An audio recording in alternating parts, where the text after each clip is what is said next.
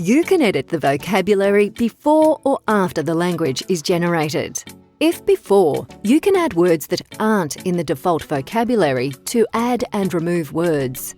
The format is English word, then the abbreviated part of speech. A part of speech is a category for words, such as noun or verb. They're sometimes called word classes. The beginning of each dictionary has a list of the part of speech abbreviations that the application uses. And our glossary page has explanations and examples for all parts of speech. If you're ever unsure of the part of speech for a word you're adding, you can always check an actual dictionary.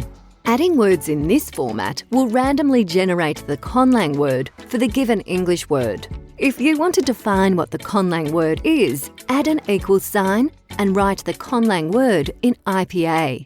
You can remove all the default words and only generate what's in add and remove words. However, be aware that some words are generated from the grammar editor, such as pronouns and articles.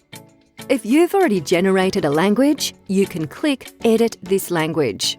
This populates the entire dictionary into add and remove words. It also checks remove all default words, since everything is already defined. Let's talk about meanings for a minute. If you've ever learnt another language, you'll know that the scope of the meaning of a word may encompass more or less than its English translation does. In Polish, they use the same word for hand and arm, and the Swahili word moto can be translated to fire, flame, energy, heat, warmth, exertion, glowing, zeal, and even bruise. The crossover between the English word and the word in the other language is not always the same. If a word has multiple meanings, it is said to have polysemy. The word could also be more narrow in meaning. In Czech, they use a different word for male cousin versus a female cousin, but have no gender-neutral version. Sometimes, beginner conlangers will simply create a one-to-one translation for every English word. This is considered a mistake because, as you can see, it's not the way languages operate in the real world.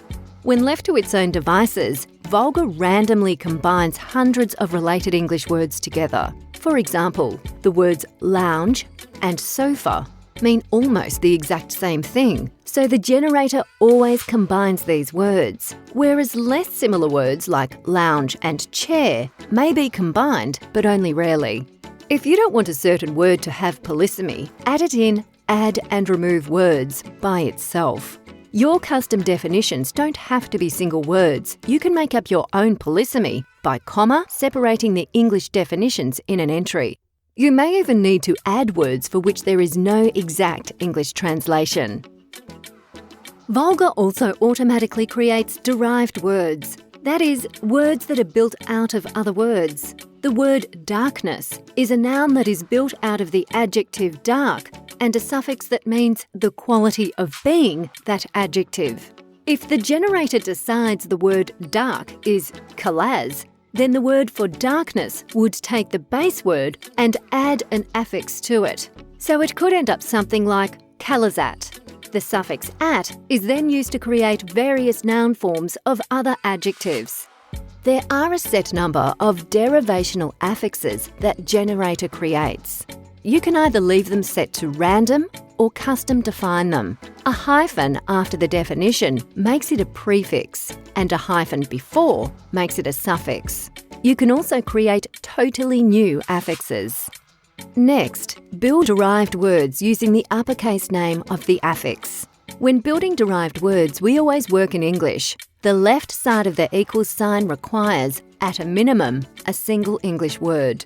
This example would make the word for darkness be identical to the word for dark, which, by the way, is a perfectly valid and possible way to do derivation.